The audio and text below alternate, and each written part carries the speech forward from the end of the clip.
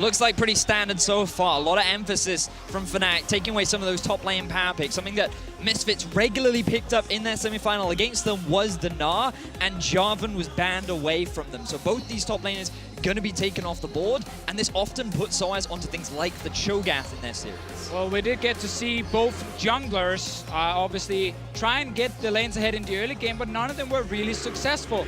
The thing we want to highlight here with this graphic is the amount of time Jankos likes to spend around the mid lane. Compare that to Broxah, especially in the playoffs. He was not focusing around Caps' lane very often, and that's where H2K might find a big advantage. See if you can punish the aggressive young mid laner on Fnatic's side.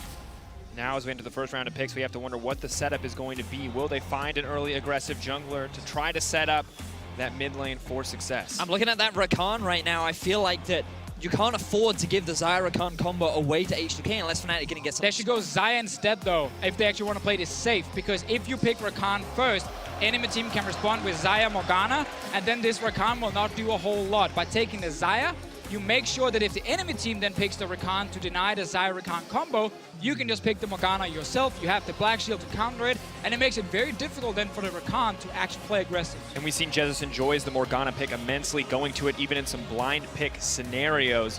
But taking away the Xayah early on does mean the Cho'Gath has been left open. Not great performances from either top laner last time around, but still definitely a powerful pick. But this does give the opportunity for sOAZ to play more of a carry-style top laner now. He played a lot of Cho'Gath, and he was involved in a lot of initiations, but often the execution fell apart for Fnatic. So I'm looking forward to seeing what sort of carries they can put sOAZ on and how much of an impact he can have in front of this crowd. And we saw with the bans here that H2K were saying, okay, we need to target that Jarvan as well. You highlighted it before, Vedius. sOAZ on Jarvan and Gnar, undefeated. When he's able to force team fights, then Fnatic are often finding success, but he can't do that when he's playing champions like Cho'Gath himself. So the fact that it's actually taken away by H2K probably does not hurt sOAZ that much. I think he's happy to see the fact that they already get a Xayah for Rekkles. A pick Rekkles did not play in the semi-final, but he's been practicing it. It's solo queue. I still want to see the Morgana here as a counter to Rakan here. I think you win the lane straight up, but then take the Alistar instead for even more engage. And you can see the crowd hyped up. Caps knows how to get him going. Alistar locked in. Now a lot of engage options coming from Fnatic. This is, as you mentioned, exactly what we want to see. Have to wonder if H2K have something special here, or if they just want to fight fire with fire and pack a few more engage options of their own. Right now, a lot of hovers coming out from H2K. They could look to lock in their AD carry right now, or just get themselves a strong jungle pick so that Fnatic, they can't pinch both roles, because right now you see two engaged junglers in the form of Gragas and Sejuani. H2K building towards this big team fight comp, and now we're looking at champions like Syndra, Orianna to round out things for the side of H2K. Yeah, very standard pick so far, but again, Fnatic, they have identified that running with just Broxah as they engage was not enough in the semi-final, so they valued the Alistar. Instead of like hard countering the Rakan, they took another engage tool to say we can always get a big engaged top laner. And if that is the case, well then it's up to Jesiz and Broxah together to be the guys to start the fight. We heard it from the desk, and we saw it in the jungle proximity as well. Fnatic were looking to play more around bottom lane in the playoffs. H2K not looking to allow that to happen by banning out the Shen. Now the Sivir ban follows up as Fnatic look to punish the fact that there is no AD carry locked in on the side of H2K. Yeah, and they also removed the AD carry with a spell shield. So if AShe or Varus that comes in from nuclear or a late game hyper carry, then Alistar and Gragas should be able to find that AD carry in most team fights. There's no dashes left unless they want to play Caitlyn, but she has kind of disappeared here in the European meta. It would also be a very weird matchup. Caitlyn, Rakan, not considered the most optimal in terms of 2 versus 2, but still a few options left for H2K, but they're going to prioritize taking away some of the mid-power picks, and now you're looking at For Short and Orianna. We've talked a lot in the past about how LeBlanc is considered a pretty strong option into the Orianna, and it would round out nicely this team fight composition that H2K are building for themselves. Yeah, there's also Syndra and Cassiopeia available, so actually all these mid laners we tend to see a lot of have been left open in this draft until this second ban phase where LeBlanc and Syndra got taken away. So it might just be a Cassiopeia for an Orianna trade happening between the teams. H2K could also just last pick their mid laner and see what Caps is planning on playing. If Caps is locking in like the blind Cassiopeia, maybe H2K says we need a champion in the mid lane with some CC that can set up a gank from a Sejuani. But with the AD carry pool limited, it will be the utility AD carry for Nuclear, the AShe that Rekkles has liked so much in the past. Now going into the hands of H2K, have to wonder what the final Fnatic rotation will be, what this composition is going to start to look like as they debate which mid laner is the most appropriate for this composition. So now I'm keeping my eyes on that top lane, because we talked a lot about how both mid laners are very likely going to trade here, and unless Febiven has something secret planned, the Orianna is the most expected final pick for him. When you look at Fnatic, all these possible carry top laners that sOAZ can play in, the ability for him to play mid. Yeah, Trundle is open if he wants to take that against the Cho'Gath, or he can just pick a tank. Like, you can actually just pick a tank top lane here, go even against the Cho'Gath, and just join teamfights, and that's exactly what he's doing here with the Galio. This is I call it an old school sOAZ. Like, if we go back to the start of this summer split, it was a lot of Galio Shen top lane. Use that ulti to join your AD carry in a side lane and force these 2v1 plays.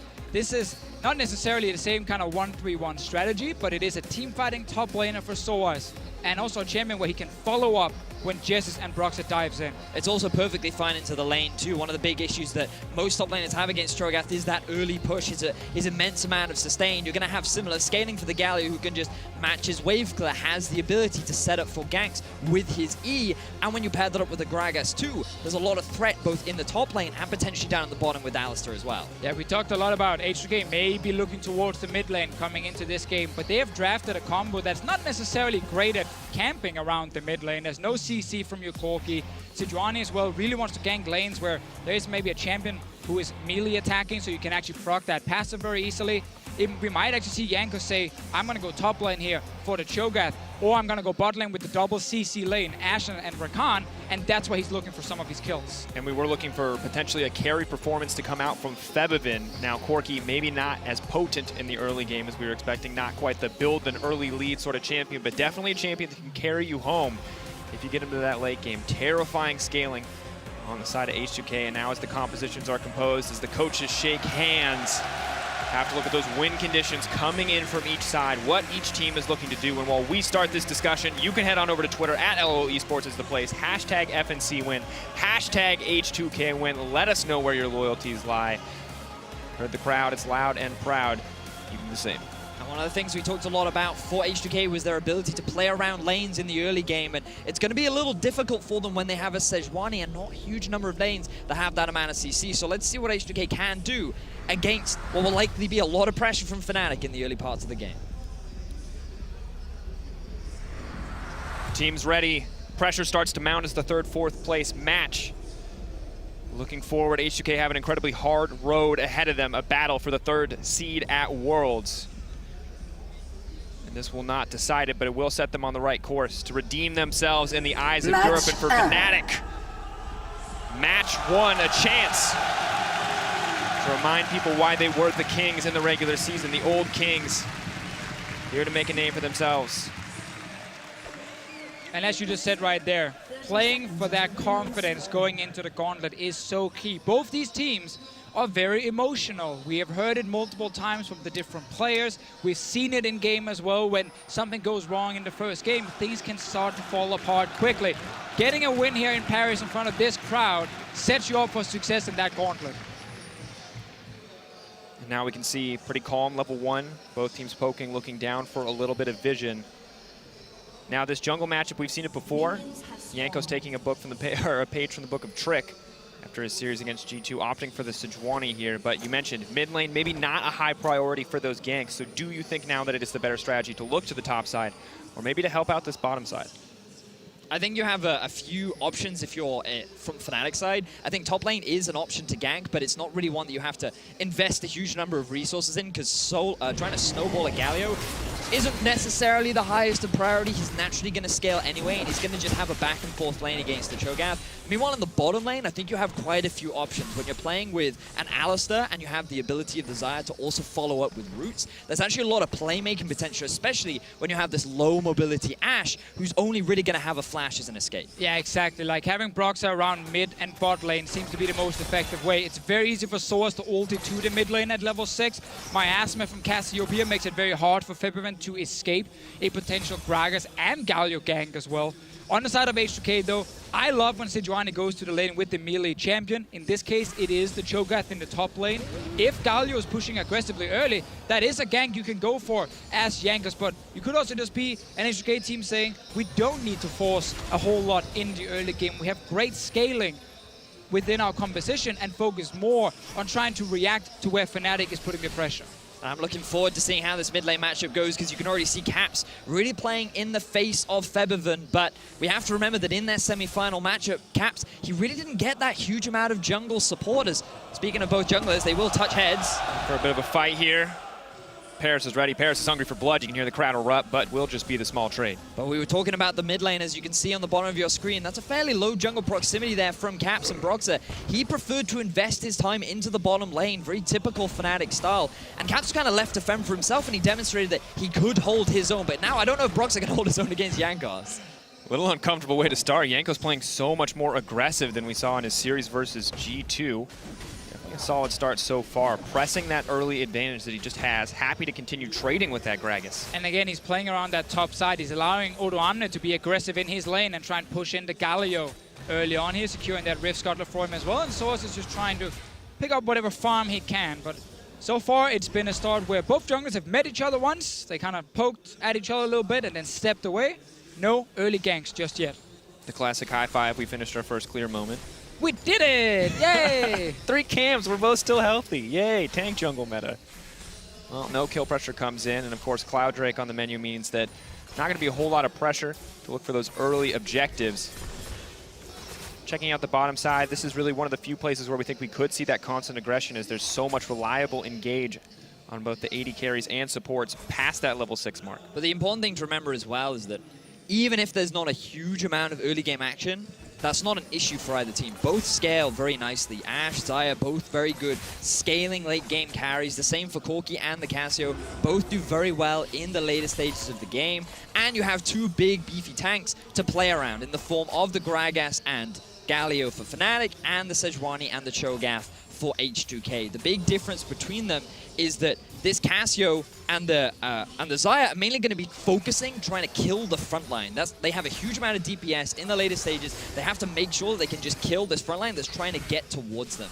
Whereas on the side of H2K, ideally, if they can get onto the back line, it helps. But that Galio is going to make things extremely difficult for them in a lot of these chaotic fights. Yeah, I mean, H2K will have to kind of just agree with Fnatic on how to play the game with double AD carry and say, yeah, we're also just going to hit whoever's in front of us. But the one bonus they do have, as you highlighted right there, is Odoamne's one-shot potential.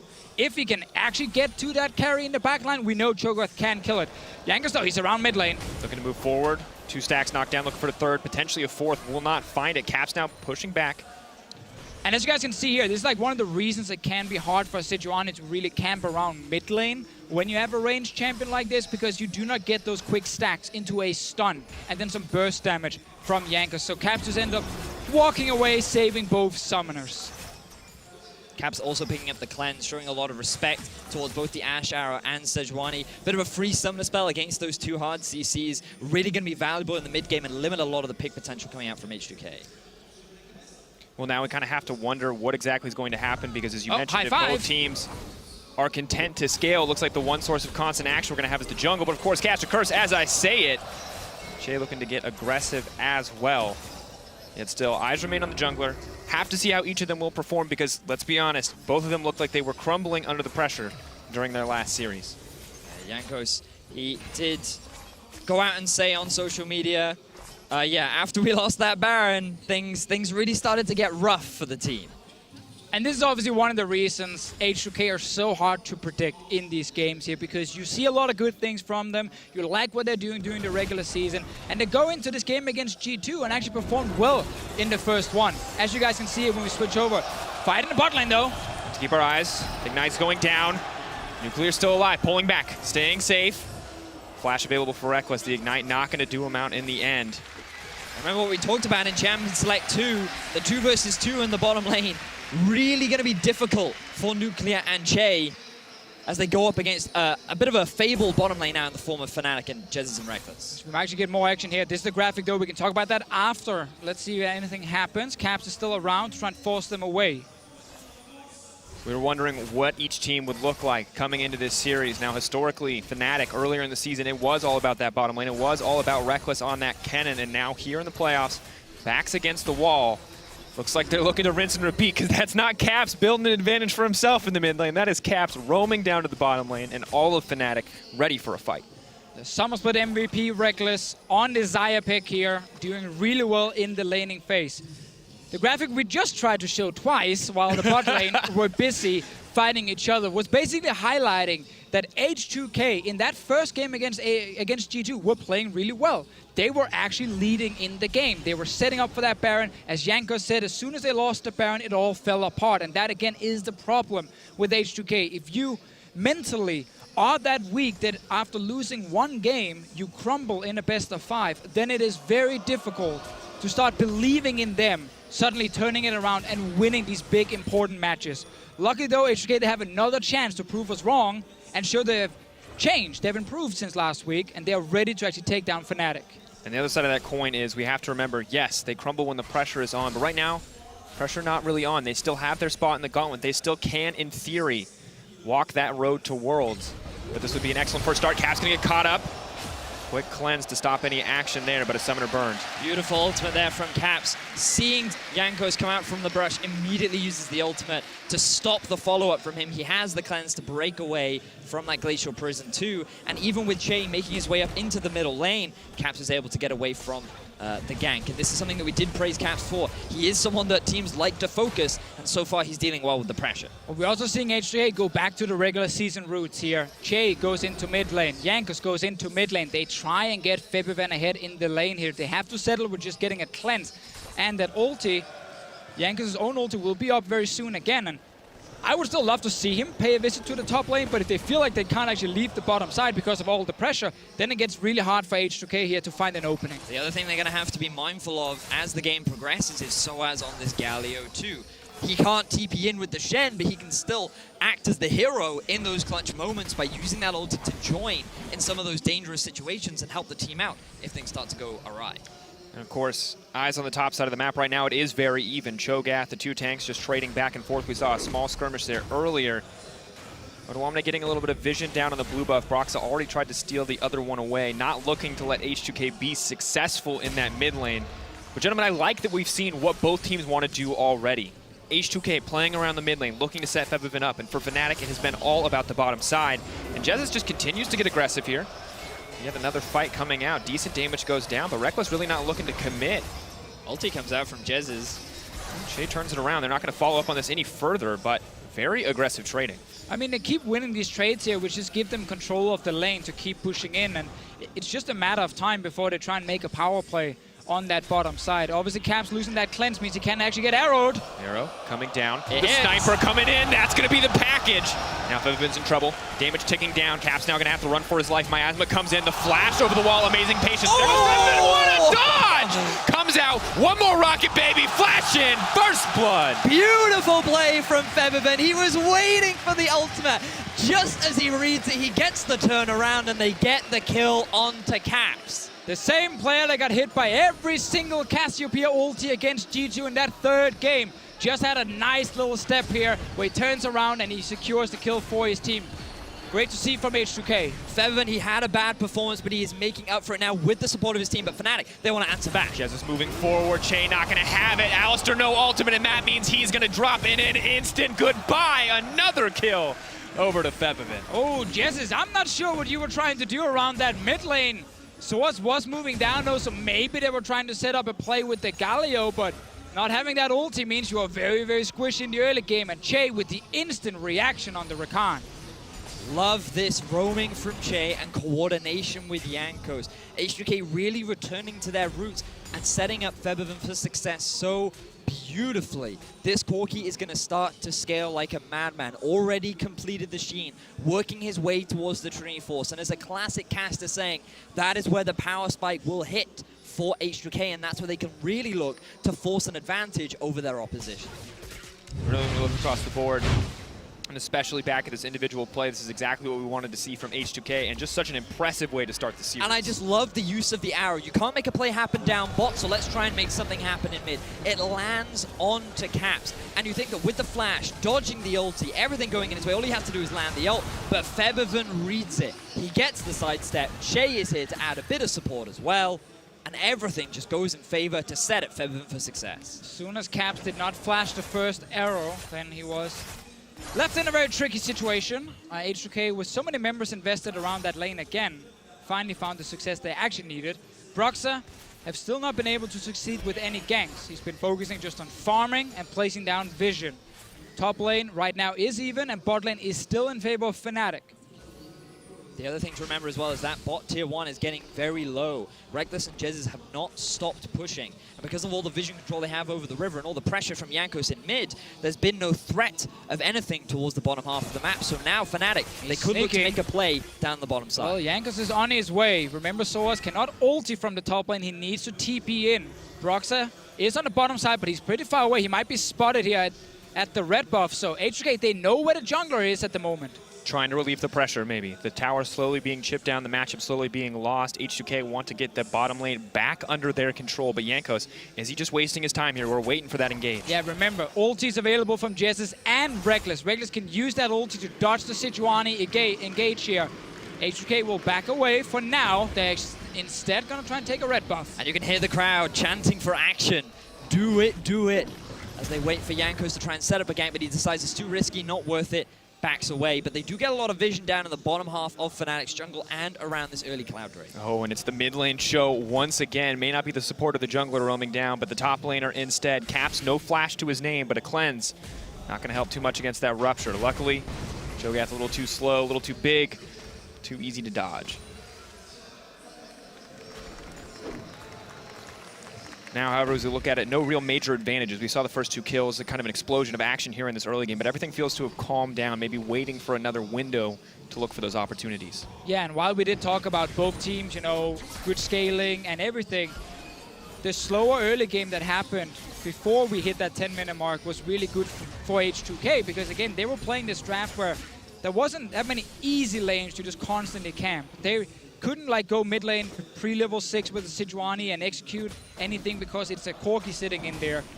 The fact that it actually commits so much and get the 2 kills while Fnatic have not been able to respond with anything except for the bot lane pressure is really good for H2K's lineup. Trinity Force is very close now for Febiven, and Jankos, a player who needs a good start in a best of 5 to really start to take over, already succeeded with the first few plays. And we can talk about the emotional pressure in the series, but I also want to look at the scaling. Vedius, we mentioned earlier that, you know, Fnatic are okay, sitting back, waiting. They have so much damage. They have this tanky front line, but I feel like if kills keep going over to Febiven, that is no longer the case. It's definitely going to be a risk, because the thing about Cassio is at this point in the game, when she's sitting on all these mana items, she doesn't actually do a huge amount of damage. She has max levels in her E, which sure will chunk, especially if she can stack the poison too, but she's actually got no ability power to his name, while Corki, he's very nearly completed his Trinity Force, so if both teams were to fight right now, things would heavily go in the favor of H2K. So Fnatic, they need to be a little bit more patient. Once Caps gets his first, second item, that's when Fnatic can be a little bit more proactive, and fortunately for them, Rekkles is still doing phenomenally on this Xayah, already completing the Essence Reaver, and he has a healthy lead over his counterpart. It would be great to see Fnatic actually send Broxah to mid lane, push out the wave with Caps, so just give him that safety so he can do it, and then look to go bottom lane and get down this tower, get the first tower gold to try and get a gold advantage. You can even see Jankos coming down to try and mitigate some of the pressure. They want to try and prevent any kind of bot lane dive, but I'm a little surprised that Chei and Nuclear didn't decide to swap to the top side and then look to try and trade towers. They still think they can hold on to it for a little while longer. Pressure definitely mounts, but decent wave clear coming in on the bottom side of the map, and Jankos, of course, consistently there to back them up as the tower is threatened. Rekkles clearly, though, one-track mind right now. He wants that tower, putting the pressure on H2K. And look at the minimap right now. Caps got to push out the mid lane. He's moving down the river, as we just talked about here. At least trying to tell H2K, yes, we are 4 members bot lane and a TP top lane, so we can fully commit for this tower. But Jankos is sitting here, providing defense. He's making sure that this tower will not fall early on. Let's see what happens around the mid lane. Paris is alive once again, looking for a little bit of a play. Cap's going to flash out to safety. Broxah on the retreat as well, but Jankos has a different plan in mind. Looking for a little bit of damage, but in comes the Galio. Jankos is going to get knocked up, looking to turn and burn. No taunt going to connect. Both teams backing off. But Rekkles, he stayed in the bottom lane. The other members of Fnatic were able to disengage, and that gave Fnatic the freedom to get this tower. H2K, because they tried to force a team fight in the mid, will not be able to trade any towers, and they want to try and get some push down onto the mid tier 1, but sOAZ is still here. sOAZ waiting. Going to find the double taunt, maybe looking for a little bit more. Miasma's already down on the Febiven, but he manages to make it out. The thing is, Fnatic cannot force anything in mid unless the bot lane is there. They're on their way now. Jesiz and Rekkles are finally joining the mid lane party. Walking forward, ready for Party's the fight. Waiting for that headbutt pulverize. Not interested in the pajama party on the side of H2K. But now they're just rotating their bottom lane to the mid lane and looking to keep that pressure going. Fnatic trying to retake control, and they definitely already starting to build up that gold lead. They were at a deficit just moments ago. And the Xayah will be able to push waves much faster than an AShe. So Rekkles can push his wave. He can then actually go to the top lane and start pushing in that tower and have a bit of a tempo advantage. First, though, he needs to just clear out the bottom lane wave so their tower does not take any damage. Once he's done that, he can look for that recall into then roaming to other lanes. And right now, for Fnatic, it's all about keeping that pressure going. Keep the tempo up and see if they can get 1 or 2 more towers before H2K can respond. Caps is still holding his own. He's not so far behind Febiven that Fnatic will be in a real deficit right now. Things are still going in the favor. They even hold onto the gold lead, even with the 2 early kills going in favor of H2K. This is still a very tense game between these two teams, even after the early lead that H2K built for themselves. And Abyssal Mass just makes it so easy for Caps to sit in that lane. Morello and Omicron on the way next, and Fnatic using the advantage that they have, using the pressure in their lanes to look for this early Cloud Drake. A little extra mobility when Rekkles does want to roam into that mid lane. Go look for another wave to push or a play to make. Still have to remember up in the top lane, we haven't talked a lot about them because they've just been sitting and farming against each other. No one's really been able to play around the top lane. But while Galio with his ulti can be super impactful, especially in the mid game, Cho'Gath in the late game is probably the scariest tank to play against. That's why teams are drafting him so early. And Odoamne, while he was pressured a lot in the semifinal on this Cho'Gath specifically, he's just been left to farm here. He's reaching, you know, the late game point slowly, but he will get there soon enough. And then actually he can start being a massive carry in teamfights. Galio can't really do exactly the same. But of all the AD carries to try and deal with, Xayah will certainly be the hardest as Fnatic and H2K look to try and fight in the bottom lane. For the engage on Chei, they're all going to turn it on them. Fnatic now looking for a little bit more Galio ult to use, but then immediately canceled out. Odoamne is here, and he's looking for a fight. Febiven coming in with the backup. Caps too far behind. This is advantage for H2K in the fight. Rekkles looking for the big plays, but he can't make it out. That's the Cho'Gath damage. Now H2K looking to close it out. No hope for Jesiz. H2K dominating the exchange. Caps coming back, but it's too little, too late. Big interrupt there from Jankos onto sOAZ, preventing the ulti from joining the fight and allowing H2K to continue their siege onto their opposition. H2K finding a great pick. They turned the collapse around onto Fnatic, and they will get themselves their first tower of the game. I am very surprised that Fnatic decided to send the dual lane back to that bottom lane and force a play around it. They had the pushing advantage due to Xayah's fast wave clear, and yet they opted into a 5-on-5 teamfight where Caps could not even move first in the mid lane. Look at the minimap right now. Cassiopeia is sitting under her tower. The rest of H2K, they're ready to move. Corki is already towards the bottom lane as soon as this engage happens. Great engage from Chei into a stun from Nuclear. Look at your minimap again, guys. Caps is not even at the Dragon Pit just yet. Fnatic opted into a fight, 4v5, in a lane that did not even have to be in the first place, and they got punished for it. It was a very risky move from Fnatic, and H2K were able to respond extremely effectively. Again, mad praise to Jankos, interrupting that hero's entrance. If sOAZ had arrived in the middle of that fight, maybe he would have been able to buy enough time for Caps to join the fray. And guys, you forget, because it's time to celebrate. It's the 10,000th EU LCS minute for our Summer Split MVP. That's probably not how he wanted to spend it, if I had to guess.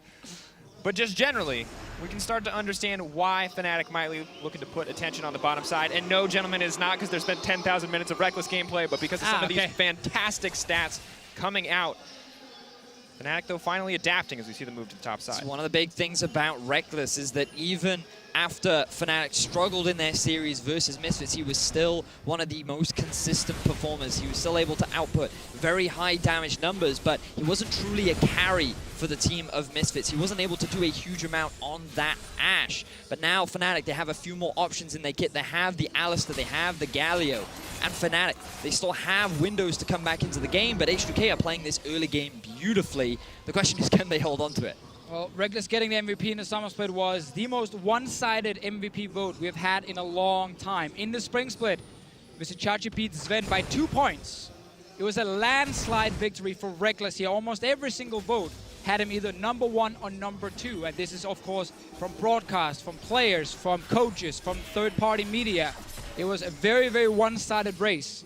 And Rekkles, of course, managed to win that MVP. But for now, he needs to focus on this game and try and get back after the team has already fallen behind. And now he's been moved off to a side lane. A little later than what we wanted. Dude, a few minutes earlier, and that fight in the bot lane never happens. And also, Fnatic would have been able to keep their mid-tier 1, which they've now lost, as Odo and Rekkles have a bit of a face-off. I mean, I don't know if they know they're having a face-off, But though. we know that they don't know. We definitely do. That's going to be the chain CC. That's perfect. No chance, no hope. Goodbye. Oh, sOAZ is here. Summer split MVP. sOAZ definitely did not want to follow that one up. Is going to get knocked up once again. Febiven now pushing, looking for a little bit more. Jesiz should be tanky enough to escape, but H2K in absolute control as sOAZ drops. And H2K are just finding fights around Rekkles now. They know that Fnatic are trying to play around the bottom lane, the one winning lane they had on the map. And they're just reacting so well. Odoamne hiding in that brush. Nice chaining of CC and Silence, so no way out for the Xayah. That's a Baron going down. And they're burning through this Baron. This is the moment. This is where everything went wrong for H2K last time, but Fnatic are in no position to contest the first Baron of the series. A crucial moment, and it is going to go over to H2K. Such a clean performance from H2K. We talked about how much they rely on momentum. This is a team that did look very strong in their game 1 versus G2, but a Baron at 22 minutes that they unfortunately lost, and that, from Jankos' perspective, is where things fell apart. But now, H2K have the momentum, they have the 5,000 gold lead, they have a scaling teamfight composition, and they are not afraid to force these fights. And Jankos killed the Baron. He did indeed. Revenge! Let's see, top lane. Chaining that CC with the knock-up and the Silence landing, so it's an easy arrow from Nuclear after. Rekkles does not see the knock-up in time, then he's locked in place, and sadly for sOAZ, trying to be the great teammate he is, saving his AD carry, ends up actually having to die as well. And I love this collapse from the rest of H2K as well. You saw them moving up through the river, cutting off the possible escape of sOAZ and Jesiz as they retreated through the laning phase, and they were able to guarantee 2 kills and the final tier 1 tower. Oh. May not be the traditional AD carry, but it looks like Rekkles is looking to run this one down. Febiven on a killing spree. We're 25 minutes in, and Febiven sitting with Trinity Force, Infinity Edge, the 2 most expensive items, already with Hexdrinker as well. Like, he's so fed on this Corki. And Fnatic's playstyle in this game with this draft, it's been too predictable for H2K. They know that Galio wants to try and join the Xayah lane. They know that Caps can't really push and leave his lane because he fell a bit behind on his Cassiopeia, and he's a Cassiopeia. He can't really face check anything. So all the plays from Fnatic have been around Jesiz and Rekkles, and H2K now twice responded by just having more members ready to fight. This is an H2K just in absolute control of the game. There's no pressure factor here. There is no tilt or emotions getting the better of them. This is such a clean performance so far, but Fnatic are looking to turn it back. Broxah tries to find the aggressive engage, but the follow-up is just not there. The damage source, Rekkles, already off to that side lane. Now H2K, they're happy to just group up and start sieging. They have the Baron, they have a huge gold lead, and they found a pick. Galio going to be stunned up. Cho'Gath sitting on the feast, up and available. sOAZ trying to make it out. Miasma going to make it hard for them to chase. Now they're looking to turn and burn. H2K are a little bit split up, but here comes the rest of the team. Nuclear firing in the arrow. H2K looking to make this fight a death sentence. Fnatic biting off more than they can chew. And it's H2K constantly finding fights against Fnatic, either onto Rekkles or when he is not there. Fnatic are never a complete unit, and H2K always are. This 5-man squad is just dismantling Fnatic as they are 9-0, and at 26 minutes are about to take the first inhibitor. And I love watching Chei and Rakan. Like, he's been starting so many of these quick engages here from H2K's side. This champion is so good if you want to play active once you get out of that laning phase, and that's exactly what he's been doing. Good roams early in the game towards mid, and now some good setups as well here. And the game started getting Febiven ahead, shutting down Caps. We've seen that be a path to success, but now all of H2K is playing so well as a team, even outside the laning phase. And you can see Jankos and Odo, they just tried to pressure out sOAZ while Rekkles is just farming away up in the top lane. H2K know they can force this fight, and another great arrow onto the mid laner of Fnatic results in a quick demise for the Cassio. You get knocked up too, there's nothing that you can really cleanse, and even though he burned it, it resulted in very little. Just look at the damage numbers. Deficio, you talk so much about it. This possible carry threat from Odoamne, he is doing so much work, along with Jankos on a Sejuani, surprisingly enough. At this point here, everyone can deal damage on the side of H2K when it is far ahead. We're gonna get a fight up here. Still trying to lock up Febiven. The chain CC comes in. Febiven is going to drop. Nice pick back for Fnatic. Holding on as the rest of H2K look to apply pressure on the bottom side, but it's something to get them started. So a bit of a misplay there from Febiven, trying to push out a lane when the rest of his team didn't really have proper pressure on the map, but fortunately, Nuclear and Chei were on the bottom side, so they can trade it for a turret. Fnatic finally get onto the kill board. Caps gets himself that secure, but it means very little in terms of overall pressure on the side of Fnatic. Yeah, because when you're 27 minutes in, when it's 1 kill to 9, when you're at a 10K gold deficit on the side of Fnatic, 1 kill is not enough, and trading it for a tower may not be what you want. It's looking a little grim here for Fnatic in game 1, but we wondered if H2K could be stronger, if they would crumble under the pressure, and they're already showing that in this series. And so many people talked about how important it was for especially H2K to do well in that first game to get some of that confidence back. They're probably going to try and kill sOAZ. Lock up chain CC, looking to keep it going. sOAZ slowly but surely getting burned down. Justice punch out, but a quick ice bola to follow that up. Now the knockup from Odoamne as well. There was no hope for sOAZ in that exchange. Just trying to shut down the split pusher. He didn't even have his ulti available while the TP was up. H2K just like, well, we've taken your mid inhib.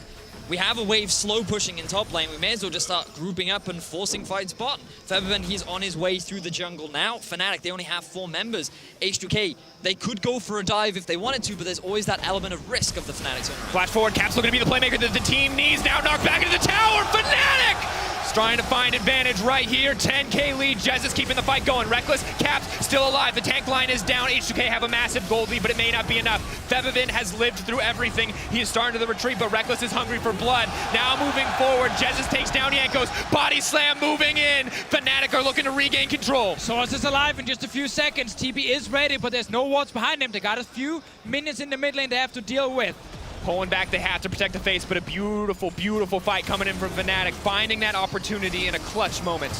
And that was all Caps with that insane engage here. They even keep the tower alive, but Cassiopeia hiding around the wall, flash ulti straight onto the AD carry, set up the rest of Fnatic here for success, and that was a 4v5. sOAZ was dead the entire time, but they need a lot more of those fights. But they needed to make it happen then and there, because as we were just saying before, Febiven was making his way through the jungle. The second primary damage dealer of H2K was unavailable, so if they shut down Nuclear in that instant, then that is a lot of damage that disappears on the side of H2K. So Fnatic, rather than wait to just slowly lose the rest of the base, they instead take a gamble, they take the risk, they try and force the fight, and they make it work. Good to see. And H2K maybe starting to second guess these more aggressive plays, pushing in his 5, maybe just going to wait for the next Baron now. H2K should still feel super confident. They have all the flashes ready. They did actually not use any major cooldowns in the last fight. They will know next time, okay, respect the flash engage from Caps. Those kind of flash ultis, they only happen like once, maybe twice per game at maximum. So I think H2K will still feel fairly confident going into the next fight and just respect that potential. But it could all come down to the Baron. H2K getting pressure in the mid lane, setting it up. Very standard. Chei, though, may not be content with the Baron to close it out. May not be content with the slow, steady close. Instead, looking for a fight. Broxah, similar plan here. sOAZ coming in on the side. Odoamne all alone and isolated. H2K not on the same page, but Jesiz looking to get to lead it. In comes the follow-up CC. Galio trying to keep the whole team alive. Rekkles is dishing out the damage from the backside. Left completely untouched, but Nuclear and Febiven are in the same boat, and it's disaster for Fnatic as it turns against them. The double kill drops. Febiven looking to play cleanup, and Rekkles cannot do anything. We talked at the start of this game about how both carries just want to hit whatever's in front of them. All the tanks are in the middle of the mess. All the carries are on the back line, but Nuclear is just stronger and he shreds through the Fnatic lineup, resulting in the teamfight win and likely game 1 for H2K. And that is the power of the lead that H2K have built themselves. Not today, they say, we will not fall, we will not crumble, we will not tilt. That fight you took will not scare us. As they're moving in, as they're closing out with confidence here in game 1. Very, very good game from H2K. Great to see them work hard during the week here and come in prepared for Fnatic. A lot of focus around the mid lane. We had Chei roaming and we had Jankos ganking multiple times. Even when they couldn't get a kill, they did it to get some pressure, to get Febiven ahead in that lane. And while Fnatic had that winning bot lane, it almost became too predictable that they were trying to play around that bot lane and they ended up getting punished in the side lanes. And I feel like they just didn't use that bot lane enough. You talked a lot about how coming into the, once they had that lead, they could have moved this AD carry and support around the map. Nuclear and Chei could not hold them in the 2 versus 2. They had options available for them, but a couple of bad fights, a couple of bad decisions, constantly sending Rekkles off into a side lane. H2K were just consistently there to punish, always grouping as a 5-man unit and effectively using that early game lead and running away with it. That's exactly the play we want to see when H2K are on form, when they are on point, snowballing so consistently. Jankos showing us why he has been considered for so long a top jungler as well. And I gotta say, with a strong start to the series like this, it makes you start to wonder, all those predictions stacked against H2K, is this the time where they can finally do it? Finally win under the playoffs of pressure, the pressure of playoffs? I mean, the thing is, coming into this game, I think it was very hard to actually predict who is the favorite, because it's so hard to predict which state of the team's in. Like, how much did they learn from the semifinal loss?